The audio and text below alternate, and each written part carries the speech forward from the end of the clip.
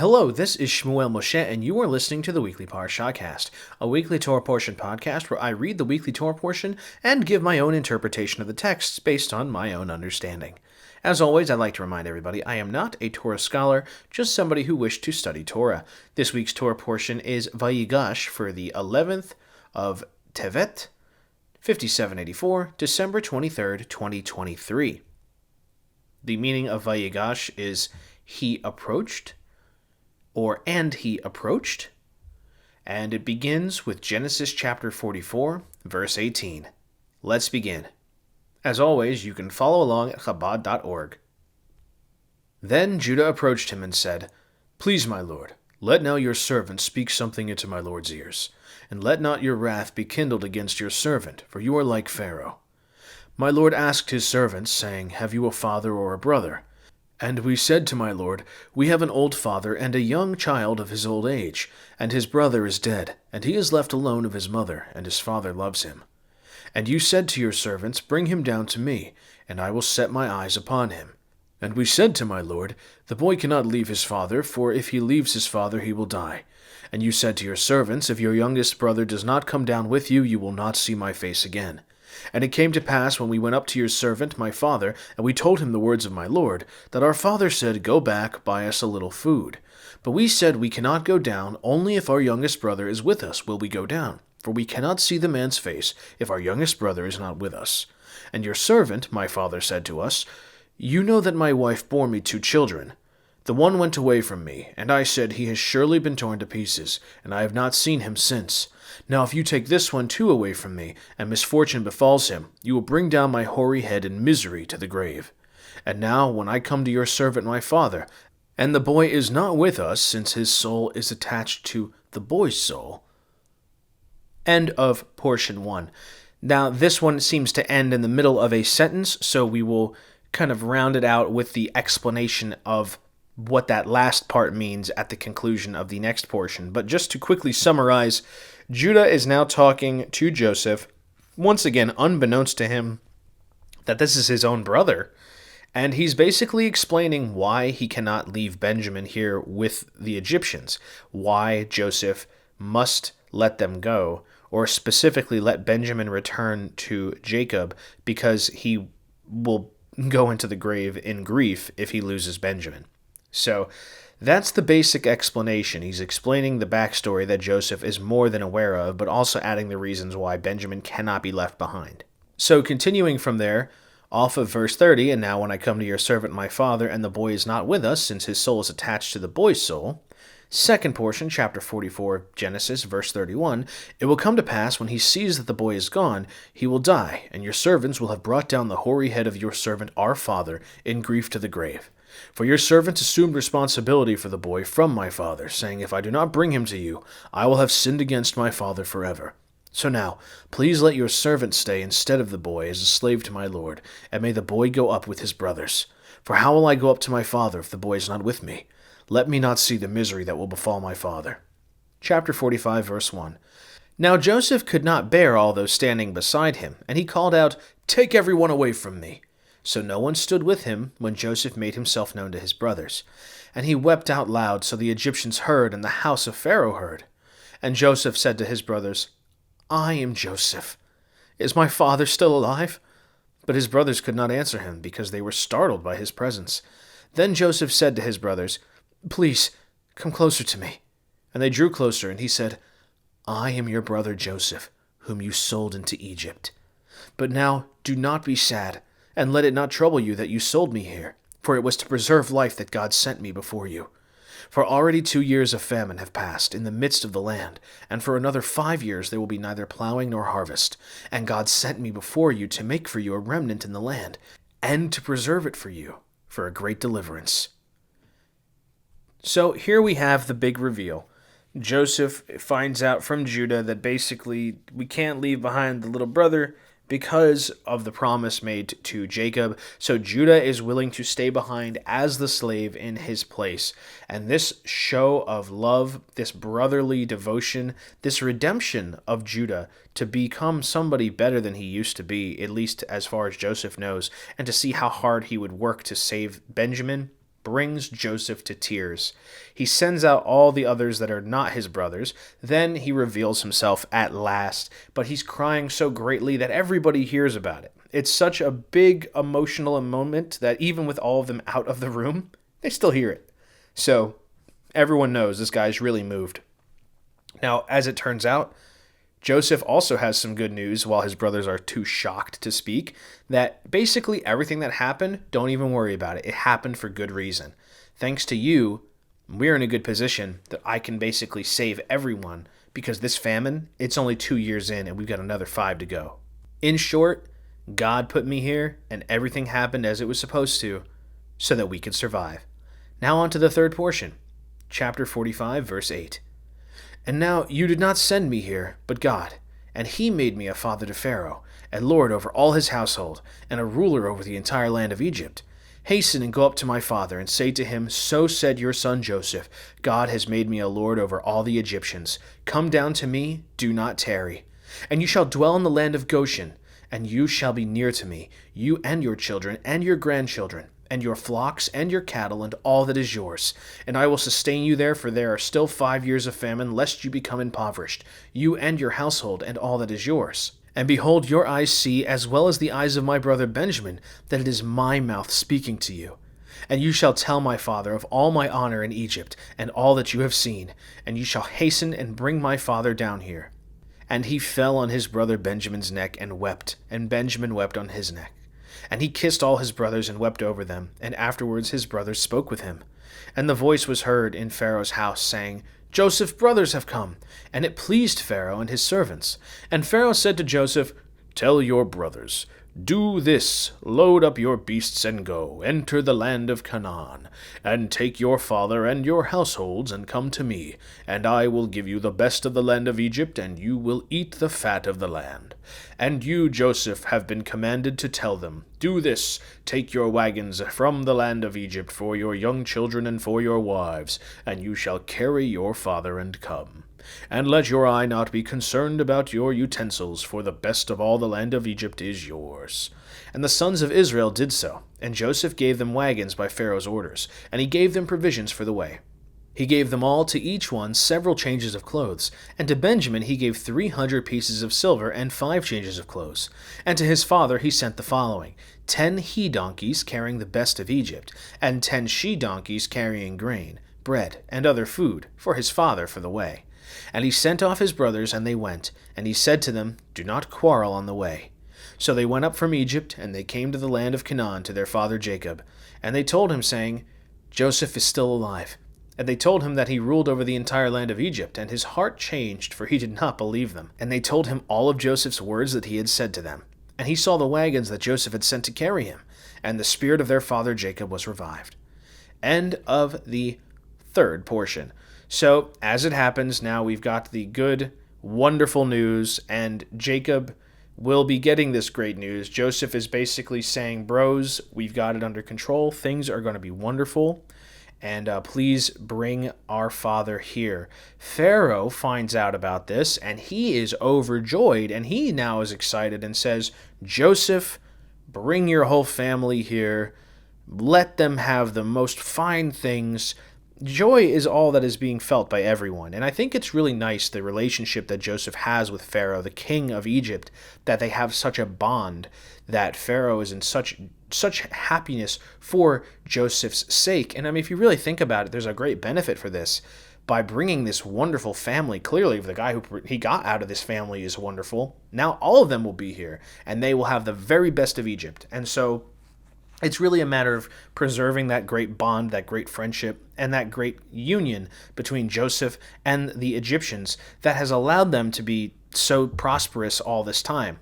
And so now the same will come for his brothers. They will all have a place. They're going to have the best of the land. And go get dad. Tell him he's to come here. And he also mentions, do not quarrel along the way. Why does he mention this? Well, think about it. He has to tell his brothers, with all he knows about them and their ways of bickering, basically, let's not have any fights. Don't mess it up. Go in peace. Come back. And when they told Jacob that Joseph was still alive, he couldn't even believe it. He couldn't believe it at all until he saw the goods. Then he realized, oh man, this is real. my son is alive. And it brought him back from the brink of despair to joy and spirited life. Fourth portion, chapter 45, verse 28. And Israel said, Enough! My son Joseph is still alive. I will go and see him before I die. Chapter 46, verse 1. And Israel and all that was his set out and came to Beersheba. And he slaughtered sacrifices to the God of his father Isaac. And God said to Israel in visions of the night, and he said, Jacob, Jacob. And he said, Here I am. And he said, I am God, the God of your father. Do not be afraid of going down to Egypt, for there I will make you into a great nation. I will go down with you to Egypt, and I will also bring you up, and Joseph will place his hand on your eyes. And Jacob arose from Beersheba, and the sons of Israel carried their father Jacob and their young children and their wives in the wagons Pharaoh had sent to carry him. And they took their livestock and their possessions that they had acquired in the land of Canaan, and they came to Egypt, Jacob and all his descendants with him. His sons and his sons' sons with him, his daughters and his sons' daughters, and all his descendants he brought with him to Egypt. So we have the wonderful news. Jacob finally believes it, and what does he do? He does what he should always do. Give glory and sacrifice to the Lord of his fathers, the God of Israel, for having taken care of him and not having forsaken him as he had perhaps thought. So he goes to that wonderful sacred place, Beersheba, makes his sacrifice, and there he gets in a dream, don't worry, things will be good. I'm going with you to Egypt. So go down there and be fruitful and multiply. You're going to be just fine. I will make you into a great nation. And so they all travel. They use the carriages that Pharaoh provided, the wagons.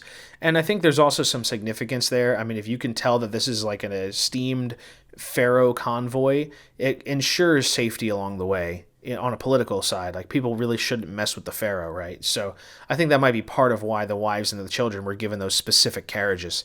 In any case, they all go, all the people of Jacob, all his descendants, they all go to Egypt. Now we get into the fifth portion, chapter 46, verse 8.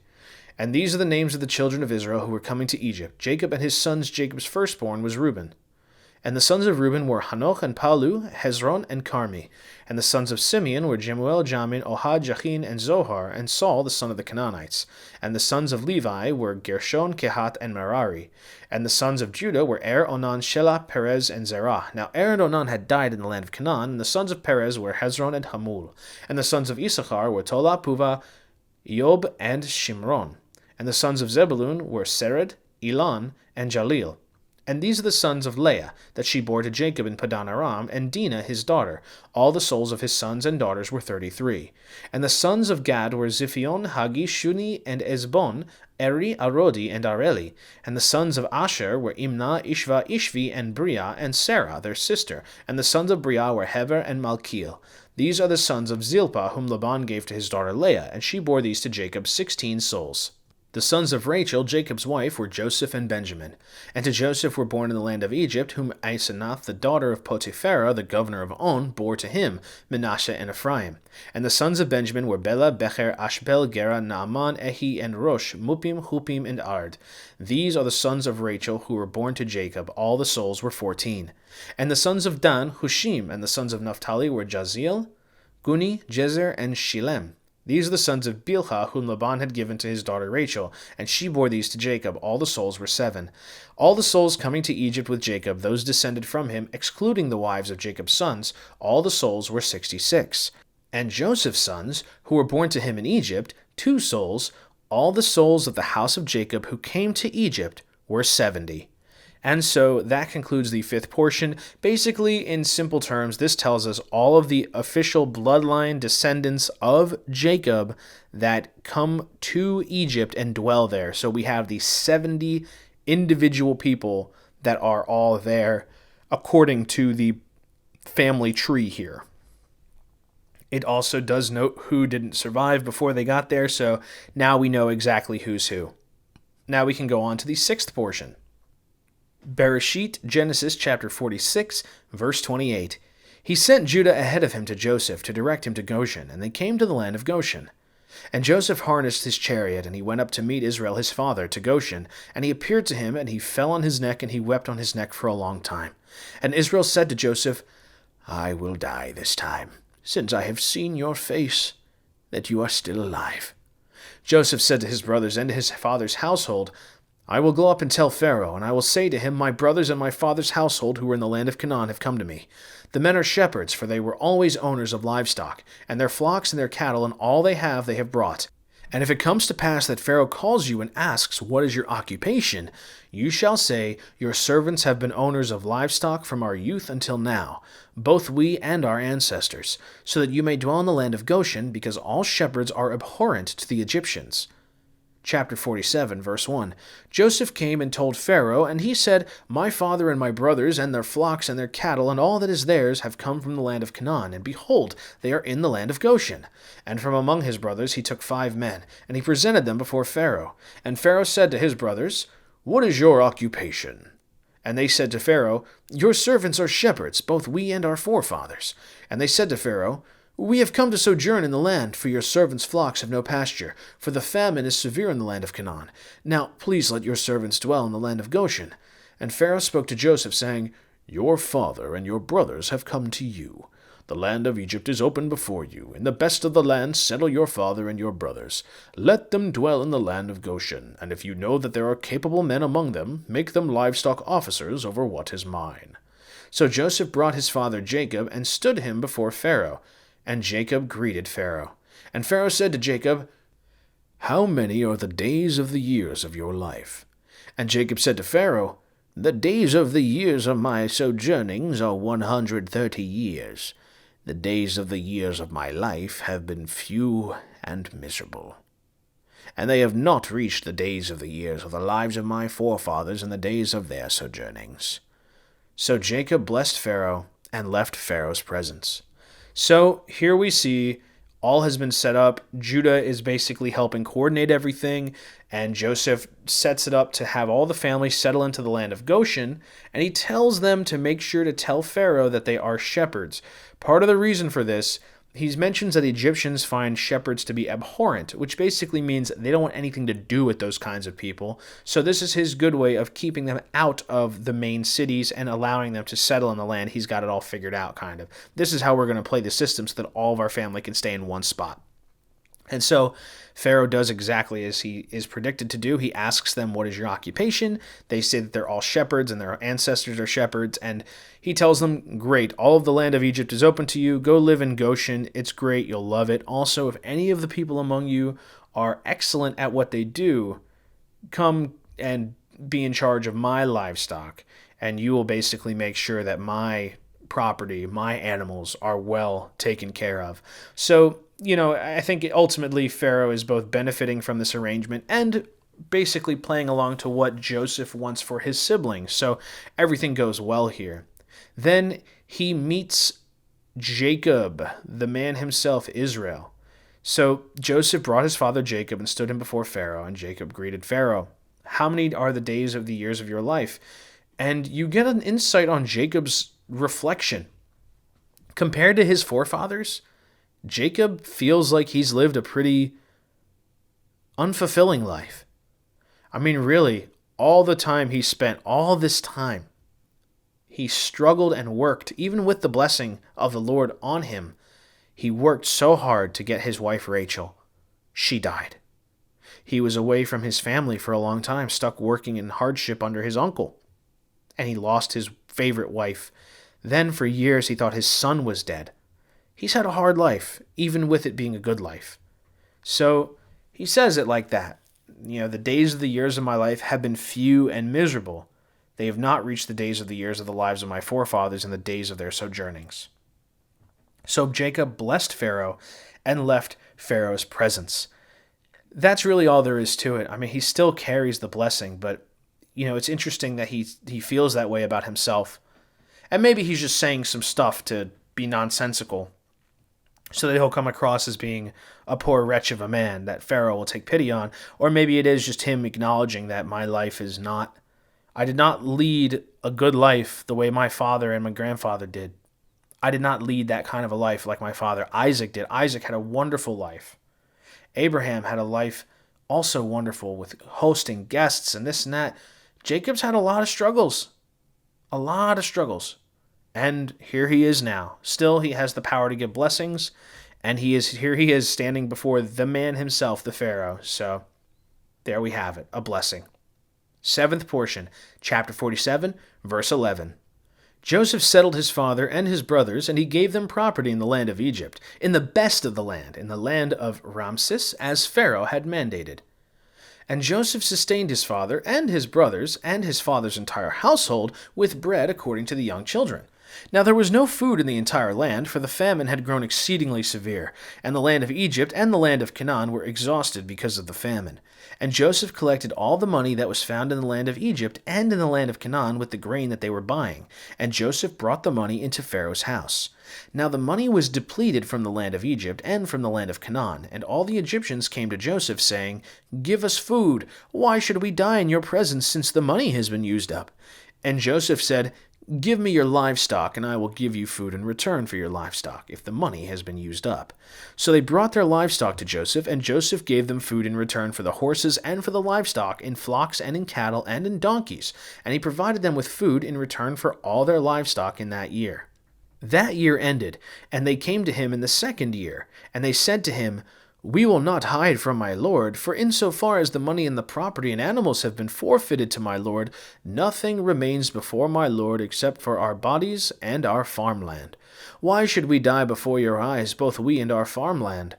Buy us and our farmland for food, so that we and our farmland will be slaves to Pharaoh, and give us seed so that we live and not die, and the soil will not lie fallow."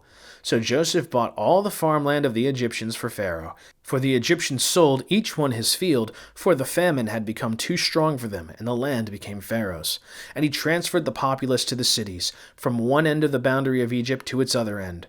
Only the farmland of the priests he did not buy, for the priests had an allotment from Pharaoh, and they ate their allotment that Pharaoh had given them, therefore they did not sell their farmland. Joseph said to the people, "Behold, I have bought you and your farmland today for Pharaoh. Behold, you have seed, so sow the soil. And it shall be concerning the crops that you shall give a fifth to Pharaoh, and the remaining 4 parts shall be yours, for seed, for your fields, for your food, for those in your houses, and for your young children to eat." They replied, "You have saved our lives. Let us find favor in my lord's eyes, and we will be slaves to Pharaoh." So Joseph made it a statute to this day concerning the farmland of Egypt for the 1/5. Only the farmland of the priests alone did not become Pharaoh's. And Israel dwelt in the land of Egypt in the land of Goshen, and they acquired property in it, and they were prolific and multiplied greatly. Thus concludes the final portion for this week. So, touching on this again, as Pharaoh had said, you'll get the best of the land. He gave them land in Ramses, as the Pharaoh had mandated. His entire family is well taken care of. They don't starve. They get, according to their need, based on the children, they get enough bread. Now, as for everybody else, everyone outside of the chosen people of Pharaoh and his ilk and Joseph's family and all that, the regular populace is starving. Even their farmers are completely at a loss. They don't have any way to plant more seed. They have nothing to sustain themselves but their livestock. And now they're going to die. So first, Joseph takes all the money that he gathered by selling food, right, during the initial wave. But then now the Egyptians have no money, so they come back again. And what are they going to buy it with? Well, Joseph basically says, "Sell me your livestock and I'll give you food." So then they sell up their livestock. And then they come back a year later and they say, "Hey, so we don't have livestock or money. All we have is our lives and our land." And so Joseph, once again, making a great deal on behalf of the Pharaoh, one of the best trade deals in the history of trade deals for the Egyptians. He basically gets the arrangement. Hey, look, you become slaves to Pharaoh. You now give up your land to Pharaoh. In exchange, you live on the land. You basically become serfs of Pharaoh. What that means is they're going to farm the land, all the grain and everything, the seed will be provided by the government. They're going to do the work, and 1/5 of the yield will go to the Egyptians.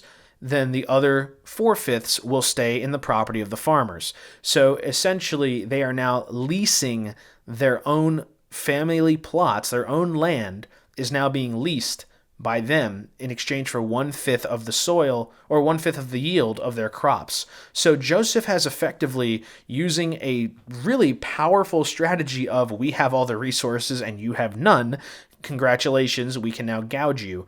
But at the same time, the circumstances are so dire that this is actually a very good deal that benefits the people of Egypt just as much in the short term as it benefits the Egyptian government, right? Pharaoh gets all these people as his new servants, essentially. They no longer own their own land and have to fend for themselves. They are now officially Pharaoh's slaves, working the land, getting all they need to provide for themselves in exchange for the ownership of the land and 1/5 of the yield belonging to Pharaoh now.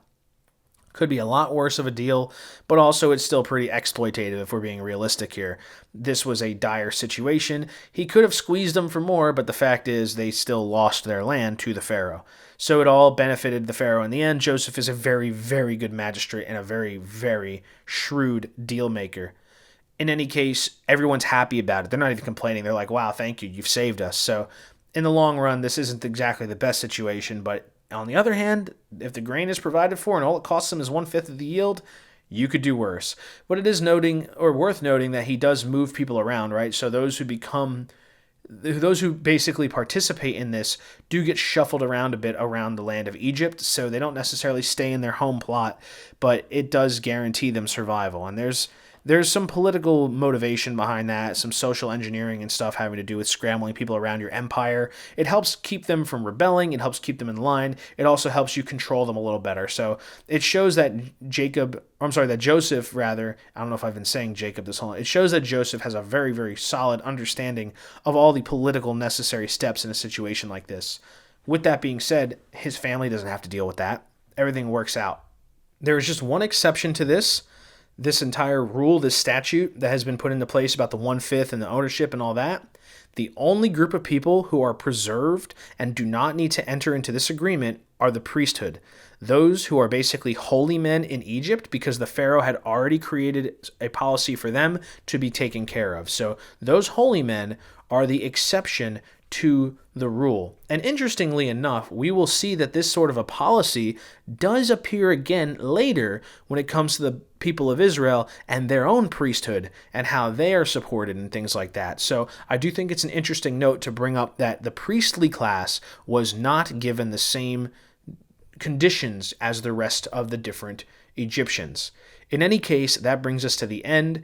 All in all, it's a happy ending for the family of Israel, as well as for the Egyptian government, right? Pharaoh has only benefited from working so closely with Joseph and ultimately has seen the greatest success, some of the best trade deals in the history of trade deals under his amazing right-hand man who, he describes himself as having become a father over Egypt or over Pharaoh's household. Really, this is the best situation for all parties.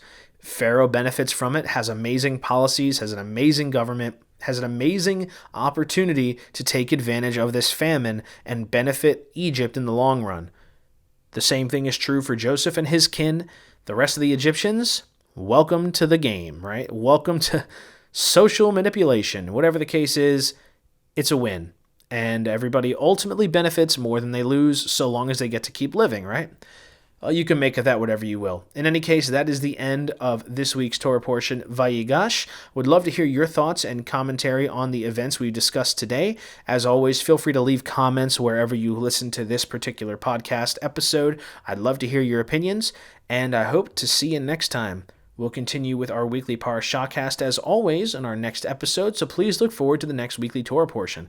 Until then, this has been Shmuel Moshe. Thank you so much for listening. I hope to see you again next time. Until then, Baruch Hashem.